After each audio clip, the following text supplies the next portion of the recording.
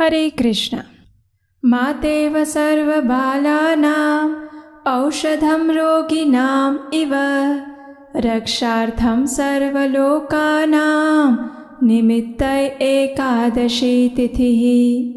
हरि भक्ति विलास के 12 अध्याय के 105वें श्लोक में कहा गया है, शिशु वृंद की रक्षा के लिए जननी के समान, रोगियों के उद्धार हेतु औषधि के समान और सभी लोगों की रक्षा के लिए एकादशी तिथि प्रकट हुई है। प्रत्येक मास में 2 बार आने वाली एकादशी तिथि यानी मनुष्य के आध्यात्मिक जीवन को तीव्र गति से आगे बढ़ाने का सुवर्ण अवसर। एकादशी यानी ऐसा दिन जिसका पालन अगर पूर्ण श्रद्धा और भगवान के प्रति शरणागति से किया जाए तो वो मनुष्य को सर्वोच्च आध्यात्मिक गंतव्य यानी भगवत धाम भी प्रदान कर सकती है। उसमें भी वर्ष में एक बार ऐसी विशेष एकादशी आती है जिसका नियम और श्रद्धा पूर्वक पालन करने से सबसे अधिक फल मिलता है, और वो है ज्येष्ठ मास के शुक्ल पक्ष में आने वाली पांडव निर्जला एकादशी। निर्जला यानी बिना जल, ऐसी एकादशी जिसमें सिर्फ अन्न का ही नहीं अपितु जल का भी त्याग करना होता है।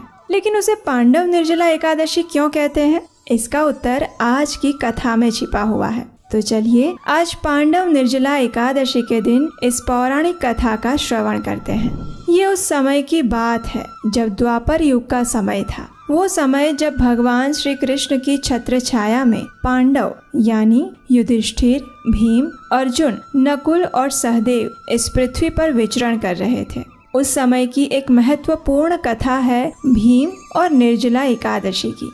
भीमसेन यानी पांडवों में से एक सबसे शक्तिशाली, जिनकी गदा के प्रहार से धरती कांप उठती थी। लेकिन आज उसी भीम के मुख पर चिंता की लकीरें साफ दिखाई दे रही थी। आखिर ऐसा क्या हो गया था कि भीम जैसे वीर के मन में चिंता आ चुकी थी? तो इसका कारण था एक विशेष व्रत का पालन, और इस चिंता से मुक्त होने के लिए भीम अपने पितामह श्री वेद व्यास जी के पास गए। आश्रम में प्रवेश करते ही भीम ने व्यास देव को प्रणाम किया। व्यास देव ने भी भीम के कांतिहीन मुख को देखकर समझ गए कि भीम के मन में कोई प्रश्न है। प्रेम पूर्वक उन्होंने भीम के सिर पर हाथ फेरते हुए कहा, आओ पुत्र, क्या बात है? सहस्त्र हाथियों के बल के धनी मेरे पुत्र के मुख पर आज चिंता क्यों दिख रही है? बताओ क्या हुआ?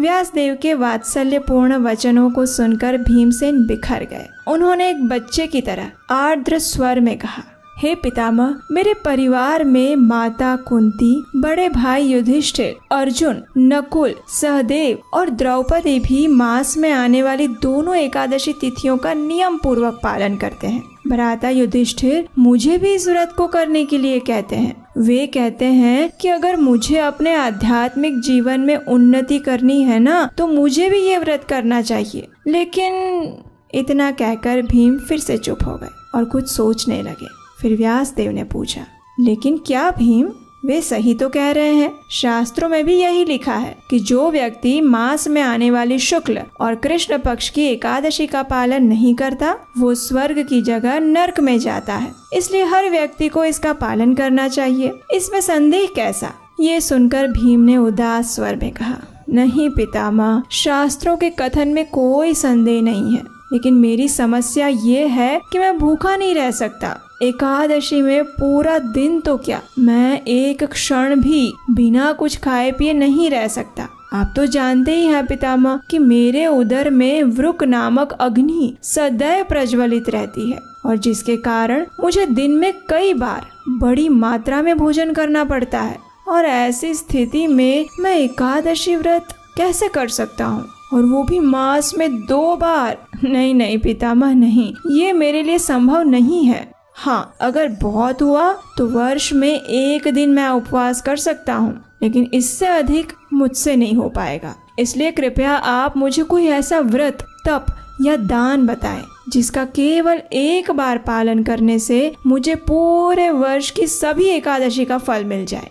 भीमसेन की बात सुनकर श्री व्यासदेव हंसने लगे। उन्होंने कहा, हे पुत्र, तुम्हारी समस्या मैं समझ गया हूँ। अब ध्यान से सुनो।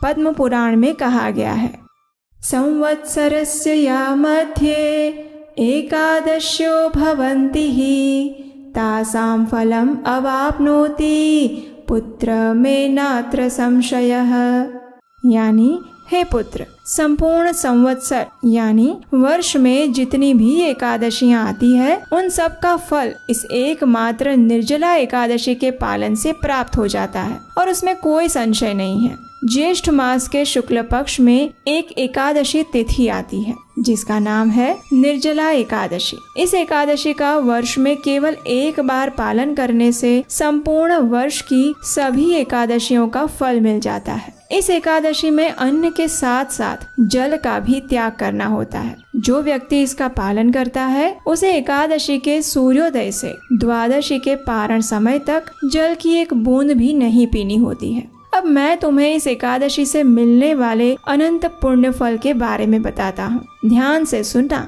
निर्जला एकादशी के पालन से सभी तीर्थों में स्नान करने का पुण्य फल मिलता है। जो निष्ठा पूर्वक इस व्रत का पालन करता है उसे मृत्यु के समय भयावह यमदूत नहीं बल्कि सुंदर विष्णु दूत वैकुंठ ले जाने के लिए आते हैं। एकादशी का पालन करने के बाद जो व्यक्ति गोदान या गौ सेवा करता है उसके सारे पाप नष्ट हो जाते हैं, भले ही वे पाप सुमेरु या मंदार पर्वत जितने विशाल ही क्यों न हो। यही इस एकादशी की महानता है।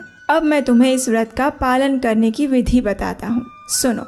हे भीमसेन, भगवान श्री कृष्ण ने कहा है कि इस एकादशी का पालन करने वाले व्यक्ति को पवित्र जल में स्नान करना चाहिए, सुयोग्य व्यक्ति को दान देना चाहिए और जप माला पर भगवान के पवित्र नामों का जप करना चाहिए। इस दिन अन्य कोई भी धार्मिक विधि ना करे तो भी चलेगा, लेकिन इन मुख्य 3 नियमों का पालन अवश्य करना चाहिए। एकादशी के अगले दिन द्वादशी पर व्यक्ति को परम पुरुषोत्तम भगवान के त्रिविक्रम स्वरूप की जल, पुष्प, इत्र और दीपक से पूजा करनी चाहिए। उसके बाद भगवान से इस प्रकार प्रार्थना करें, हे ऋषिकेश, इंद्रियों के स्वामी, कृपया मुझे आपकी शुद्ध भक्ति का उपहार प्रदान करें। यद्यपि मैं इस जल से भरे पात्र से अधिक कुछ अर्पित करने लायक नहीं हूँ, फिर भी आप मेरे ऊपर कृपालु हो। इतना कहकर उस जल के पात्र को किसी सुयोग्य ब्राह्मण को दान दे दें।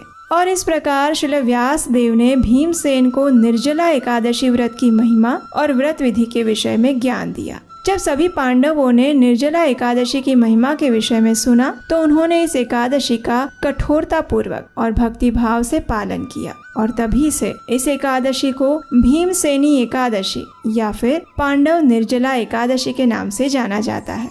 भगवान श्री कृष्ण ने कहा कि जो भी व्यक्ति इस निर्जला एकादशी के दिन भगवान के पवित्र नामों का जप करता है, पुण्य कार्य करता है, तीर्थ में स्नान करता है और वैदिक ग्रंथों का अध्ययन करता है, वह सब अक्षय हो जाता है और उससे अर्जित पुण्य फल का कभी नाश नहीं होता।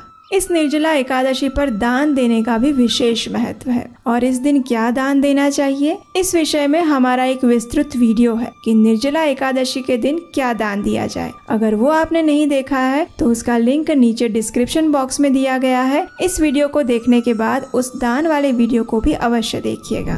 तो ये थी पांडव निर्जला एकादशी की व्रत कथा। इस कथा का श्रवण और पठन करने से भी व्यक्ति के पूर्व जन्म के पाप क्षीण हो जाते हैं और भगवान के प्रति उसकी भक्ति में वृद्धि होती है। इसलिए इस कथा को अपने परिवार और मित्रों को शेयर करिए और उन्हें भी सुनाइए। और जैसा कि आप जानते हैं, आने वाले कुछ ही समय में हम आपके लिए भगवान श्री कृष्ण की बाल लीलाओं का सुंदर वर्णन करती हुई एनिमेशन कथा श्रृंखला लेकर आ रहे हैं। ये आपके लिए और आपके बच्चों के लिए सबसे अनोखा उपहार साबित होने वाली है और ये हमारा वादा है आपसे। ऐसी कथा जो प्रमाणभूत शास्त्रों से ली गई है, मधुर और रोचक भी इतनी कि उसे एक बार देखकर आपका मन नहीं भरेगा। और इस प्रोजेक्ट का नाम है कृष्णायन, जिसका आधा काम पूरा हो चुका है, लेकिन इस श्रृंखला को पूर्ण करने के लिए हमें आपके सहयोग की आवश्यकता है। अगर इस निर्जला एकादशी के उपलक्ष्य पर आप हमें इस कृष्णायन प्रोजेक्ट के लिए अपनी क्षमता अनुसार कुछ आर्थिक सहयोग देंगे तो हम जल्द ही इस प्रोजेक्ट को पूरा कर पाएंगे,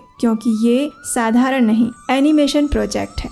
इसमें समय और लक्ष्मी दोनों के ही अधिक संसाधन लगते हैं। हमें आर्थिक योगदान देने के लिए आप स्क्रीन पर दिए गए नंबर पर अपनी इच्छा अनुसार आर्थिक सहायता भेज सकते हैं। इससे कृष्ण कथा का प्रचार करने का पुण्य फल आपको भी मिलेगा और ऐसे वैदिक धर्म से जुड़े कार्यों में हाथ बटाने से आपकी लक्ष्मी का भी शुद्धिकरण होगा। आज की इस कथा को सुनने के लिए और इस चैनल को सब्सक्राइब करने के लिए आपका धन्यवाद। हमारे साथ जुड़ने के लिए और हमारे वीडियोस के रेगुलर अपडेट्स प्राप्त करने के लिए आप हमारे व्हाट्सएप, टेलीग्राम और इंस्टाग्राम ग्रुप से भी जुड़ सकते हैं। उसका लिंक भी नीचे डिस्क्रिप्शन में दिया गया है। एकादशी से जुड़े किसी भी प्रश्न का उत्तर आपको हमारे इस वर्ष के निर्जला एकादशी श्रृंखला के वीडियो में मिल जाएंगे, तो वहाँ जाकर आप देख सकते हैं।